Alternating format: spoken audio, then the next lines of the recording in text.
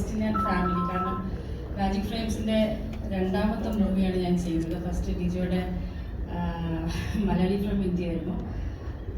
അപ്പം മുതൽ അറിയാവുന്ന ആൾക്കാരാണ് എല്ലാവരും. ബിൻജോ ആണെങ്കിലും ഷാരിസ് ആണെങ്കിലും എല്ലാവരും അറിയാവുന്നവരാണ്. ജോണി ചേട്ടൻ്റെ കൂടെ കുറേ സിനിമകൾ ചെയ്തു.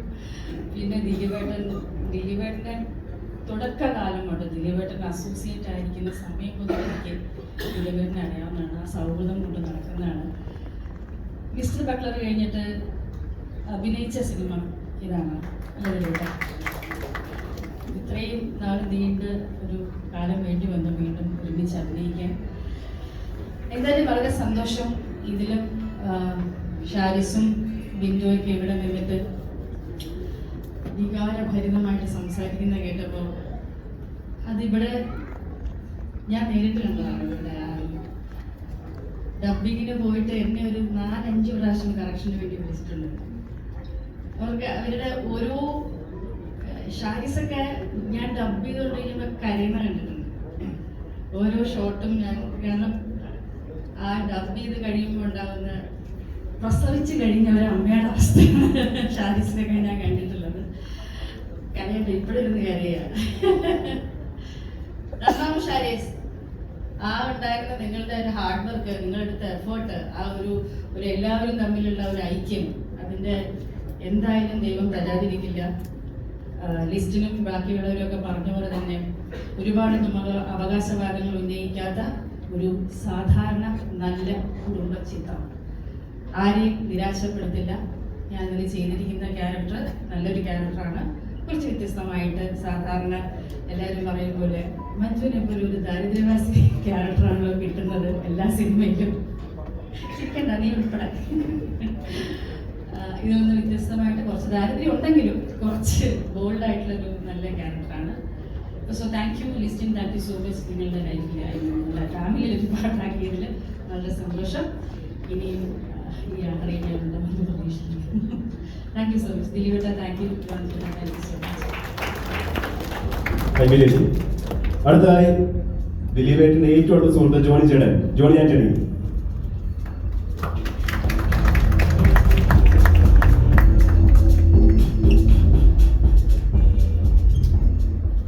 എല്ലാവർക്കും നമസ്കാരം.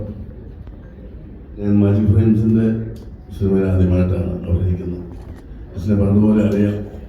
എങ്കിലും ഈ കോൾ വന്നപ്പോൾ ഞാൻ അത്ഭുതപ്പെട്ടു. എനിക്ക് തോന്നുന്നു ബിൻഡോയും ഷാരിസും ജോൺസേട്ടനുണ്ടെന്ന് ആദ്യമേ തന്നെ പറഞ്ഞതുകൊണ്ട് ലിസ്റ്റും പിന്നെ ഒന്നും പ്രത്യേകിച്ച് പറഞ്ഞില്ല, ഞാൻ വരികയും ചെയ്തു. അല്ലെങ്കിൽ ഭയങ്കര അഭിമാനമുണ്ട്. കാരണം അതിനുശേഷം ഈ പടം ഇറങ്ങുന്നതിന് മുമ്പ് തന്നെ അടുത്തൊരു പടത്തിൽ ഞാൻ ഉപദേശിച്ചു, ബിജുവിൻ്റെ അവറാച്ചനാണ് സംസാരിച്ചത്. അല്ല, ഞാൻ ലിസ്റ്റിനെ കുറിച്ച് കേൾക്കുമ്പോൾ എനിക്ക് കുറച്ച് ഭയമൊക്കെ ഉണ്ടായിരുന്നു. എങ്ങനെയായിരിക്കും ഈ ക്രൂവിനോടൊക്കെ. പക്ഷേ ഈ കുട്ടികൾക്ക് വേണ്ട എല്ലാ കാര്യങ്ങളും ലിസ്റ്റിൽ ഭംഗിയായിട്ട് ചെയ്തിട്ടുണ്ട്. ഞാൻ ഈ ഷൂട്ടിൽ നമ്മൾ ഡയറക്ടറും കൂടെ ആയതുകൊണ്ട് ഇവരെന്ത് ചെയ്യുന്നു, ഇവർക്ക് എന്ത് കൊടുക്കുന്നു എന്നൊക്കെ ഞാൻ വാച്ച് ചെയ്യാറുണ്ട്. ലിസ്റ്റിൻ വേണ്ടതെല്ലാം അവർക്ക് കൊടുത്തിട്ടുണ്ട്. ഉള്ള ലിസ്റ്റിൻ എന്തുകൊണ്ട് നിങ്ങൾ ഇത്രയും പുതിയ കാര്യം ഞാൻ പറയാം. പുതിയ ഡയറക്ടേഴ്സിന് നിങ്ങൾ ജീവിതം കൊടുക്കും, ഒരു ജീവിതമാണ് കൊടുക്കുന്നത്. 23 വർഷം മുമ്പ് ദിലീപ് എന്ന ഈ മനുഷ്യൻ തന്ന ജീവിതമാണ് ഇന്ന് ഞങ്ങൾ ഈ നാട്ടില് 22 വർഷവും മൂന്ന് ഇറങ്ങിയത്. ഇന്നും ഞാൻ അതുകൊണ്ട് ജീവിച്ചു പോകും. അപ്പം നിങ്ങൾ ഇപ്പോൾ ഒരു വിൻഡോ ഇറക്കുമ്പോൾ 10 കുടുംബങ്ങളുടെ അല്ലെങ്കിൽ 100 കുടുംബങ്ങളുടെ പ്രാർത്ഥന നിങ്ങൾക്ക് കിട്ടും. ഒരു കാലത്ത് നിങ്ങൾക്കൊന്നും ഒരു തോൽവിയും വരില്ല. പിന്നെ ദിലീപിൻ്റെ കാര്യം എനിക്കൊന്നും മലയാള സിനിമയിൽ ചെയ്ത പടങ്ങളും വിജയങ്ങളും വെച്ച് നോക്കുമ്പോൾ മലയാള സിനിമ നല്ല ഇന്ത്യൻ സിനിമയിൽ ആവറേജിൽ ഏറ്റവും കൂടുതൽ ഹിറ്റ് കൊടുത്തിട്ടുള്ള ഏറ്റവും സ്ട്രൈക്ക് ലൈറ്റിലുള്ള നടൻ ദിലീപ്. എൻ്റെ സുഹൃത്തായതുകൊണ്ടോ എൻ്റെ നായരായതുകൊണ്ടോ പൊക്കി പറയുന്നില്ല, കണക്കുകൾ അതാണ് പറയുന്നത്. അത് മറക്കരുത്. സിനിമ നന്നായാൽ എല്ലാ വിമർശനങ്ങളെ അതിജീവിച്ച് ഓടിക്കാനുള്ള കപ്പാസിറ്റി ദിലീപ് എന്ന് പറഞ്ഞ നായകനാണ്. അത് ദിലീപ് അർഹിക്കുന്നതാണ്. അത് ഇനിയും ദിലീപ് എൻ്റെ തന്നെ എത്രയോ പേര് ഡെയിലി ദിലീപേട്ടനോടൊരു കഥ പറയാൻ പറ്റുമോ? എനിക്ക് ദിലീപിനടുത്തോട്ട് വിടാൻ പേടിയാണ്. എടാ ഇന്നലെ എടുത്തു വന്നൊരു കഥ, നീ എന്തിനാ ജോലി എതിരാകും? കാരണം ദിലീപിൻ്റെ ഇഷ്ടം എന്താ നമുക്കറിയാം. അല്ലെങ്കിൽ പറഞ്ഞിട്ട് വിട്ടാൽ കുഴപ്പമില്ല. എന്തിനാണ് ഉള്ളവരെ പാറ്റ അടിക്കുന്നത്? അപ്പം അതുപോലെ ആളുകൾക്ക് ഇഷ്ടമുള്ള ഇന്ന് നമുക്കറിയാം. ചാനൽ തുറന്നാൽ ഒന്നെങ്കിൽ ദിലീപിന്റെ അവരുടെ എത്രയോ പടങ്ങൾ, ഷാഫി ചെയ്ത പടങ്ങൾ, ഞാൻ ചെയ്ത പടങ്ങൾ, ലാൽ ജോസ് ചെയ്ത പടങ്ങൾ, എത്രയോ പടങ്ങളാണ് ഇങ്ങനെ ഒന്നിനു പുറകെ ഒന്നായിട്ട് വന്നുള്ളത്. തിളക്കമൊക്കെ എനിക്ക് തോന്നുന്നു ഇങ്ങനെ വന്നുകൊണ്ടിരിക്കുകയാണ്. അപ്പോൾ ദിലീപ് ഈ സിനിമ ഞാൻ ഉറപ്പ് പറയുന്നു, ദിലീപ് ഇത് സൂപ്പർ ഹിറ്റ് സിനിമയായി. കാരണം നിങ്ങളെ സ്നേഹിക്കുന്ന ഞാൻ ഉൾപ്പെടെയുള്ള ആളുകളുടെ പ്രാർത്ഥനയും ആഗ്രഹവും ആവേശവുമാണ് ഈ സിനിമ. ഇത് തന്ന സാരീസ് നന്നായിട്ട് എഴുതി, വീണ്ടും നന്നായിട്ട് എടുത്തു. തീർച്ചയായിട്ടും നിങ്ങൾ ഈ പടത്തിൽ എന്നെ വിളിച്ചതിൽ എനിക്ക് വളരെ സന്തോഷമുണ്ട്.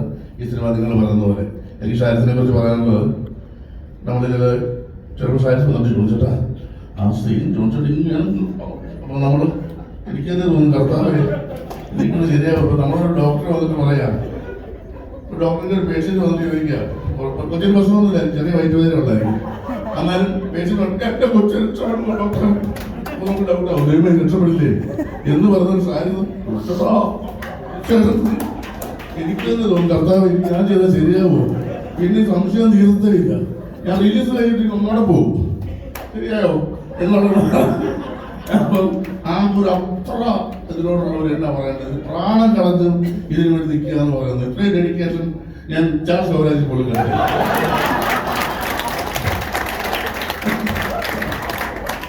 അതുപോലെ പിന്നോടെ പ്രശ്നം അങ്ങോട്ട് പോകണം, ഇങ്ങോട്ട് പോകണം. പിന്നോക്ക് ആരെയും പഠിച്ച കൃഷ്ണന് കേരള കോൺഗ്രസ്സുകാരനാണ്, ആരെയും പിന്നോ പഠിക്കില്ല.